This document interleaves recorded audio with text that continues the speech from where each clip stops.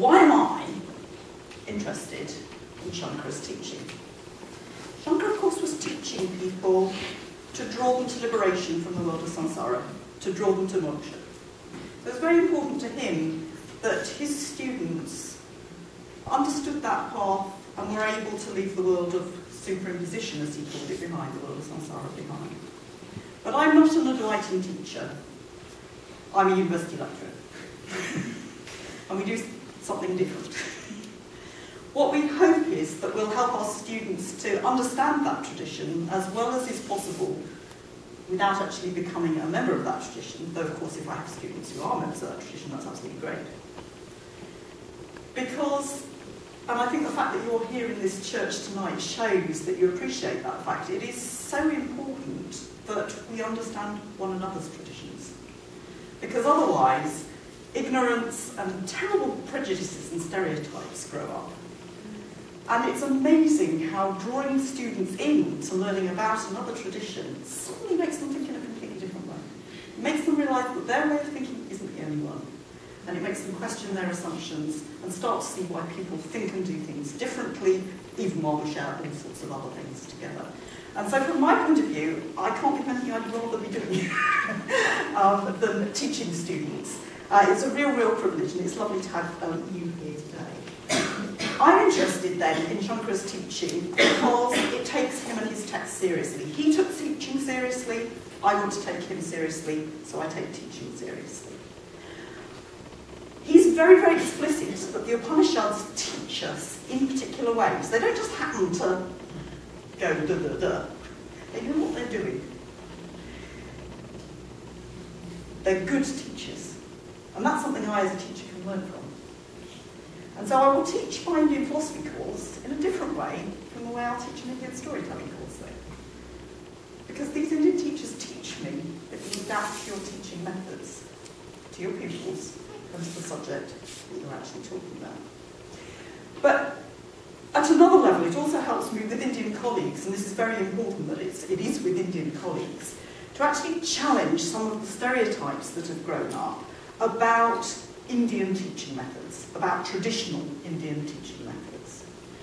And here, those of you who are older, I just ask you to maybe go back in your own thinking, to think about how you were taught in school, whether that was in India, in the UK, or anywhere else for that matter, East Africa perhaps. But wherever it was, how were you taught? You can think about how you're taught as well, what your teachers actually do. Do they? I bet you're not this quiet in school. And it helps us to question stereotypes about what Indian teaching is and should be. And it helps us as well to teach students who come from India to do our courses who may not be used to the UK system. And bring with them a set of expectations. And it also helps us to teach our students, whatever their background, who've come through UK schools, who've actually, how can I put this tactfully? Learned some pretty bad habits about what learning is about. So, what are these stereotypes I'm talking about? Teacher knows best. Now I have to say that like all stereotypes, there's quite a lot of truth in them, but unfortunately there's some negative sides as well. So of course, teacher knows best. The teacher knows best is a perfectly reasonable view to take, because your teacher does have more experience, does actually know more about the subject. That's good. So when Deepa teaches you dance, you know that she knows more than you. That's why you come to learn from her. If she didn't know, she couldn't do the blessing. I don't know, Deepa, can you actually make that blessing sign? You know, do you think she knows how to do a lotus? Shall we ask her? All right, show us a lotus. Is that correct? Okay, you can all make the lotus now. Yeah, come on. Beautiful. Okay, and you've learnt it because Deepa knows how to do it. So teacher knows best, absolutely, sometimes. Teachers should be respected. Yes, of course, and that's a terribly important thing that we should learn from Indian values, and I think most UK classroom teachers would love it if their teachers gave them the kind of respect. Okay. Also means that you go on learning all your life. And that, I think, is a terribly important thing about Teacher Knows Best. And I learned that really powerfully the first time I went to India. And I was studying for a while at the Ramakrishnan Institute for Advanced Philosophy in Madras, as it was then, Chennai. And I was working with Professor Vijanathan. And he said to me, "How often do you read texts with your teacher?" So I told him, and he was absolutely horrified at how little it was. And this is a man in his 50s at the time. He said, "I read the text with my teacher twice a week." Still respecting his teacher, still knowing that he could learn from his teacher. Teacher knows best. Yes, absolutely. But it can have a downside. And the downside is, if you think the teacher knows best, you stop thinking. Right? Because the teacher knows best, so I don't have to think. It can have another downside. It can make you unwilling to try new things. Because if you're a teacher, and that's how it's always been done, then that's how I must always do it. And so it can close your mind to actually new ways of doing things. And in fact, Shankara would have had a fit at those negative ideas, because he was absolutely keen on questioning and on taking risks and on being intellectually engaged with what you were doing. So the notion that you should just do it because the teacher says so and there's no other way of doing it is absolutely foreign to Shankara and to many other Indian teachers. But it has become a stereotype. And it's also become a stereotype in UK schools as well, in all sorts of ways. But not with the respect that goes with it, generally speaking. Okay, what's our second stereotype? Rote learning is the proper method. Okay? You learn to repeat things. Yeah, over and over. Okay, put up your hand if you've ever learned something by heart by rote learning. Okay, most of you, I bet that's how you learned the prayer, wasn't it?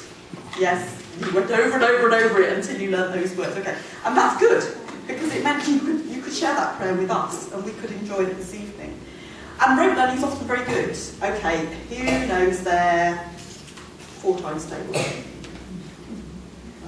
right, now then. We've got to have a demo here. I think we've got to have 3 of you come out here and do a demo. Go on. Sorry, I don't know your name. Alika. Alika. Right. Alika, Sanjana, and Kirti, are you going to try? Okay. It's always dangerous doing things like this. All right. Now then, do you all know how you're going to say your 4 times table?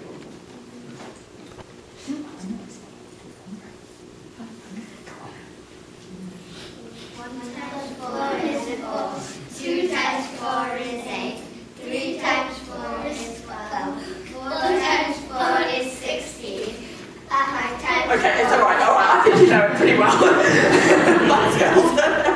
Right. Now you see, they've partly learned that by rote, and it's terribly useful. My children are extremely resistant to learning their tables by rote. And they weren't taught to do it like that at school. They were taught to go 4, 8, 12, 6, and then go, oh, how many is that? Whereas if you learn it like that for the rest of your life, it's how I learnt it in the bath when I was a little girl with my mum.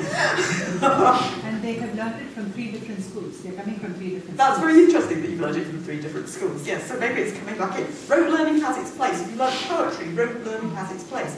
The reason why we have the Veda transmitted to us in incredible accuracy was because of the amazing rote learning systems. When I do this with my English students, I write the cat sat on the mat on the board.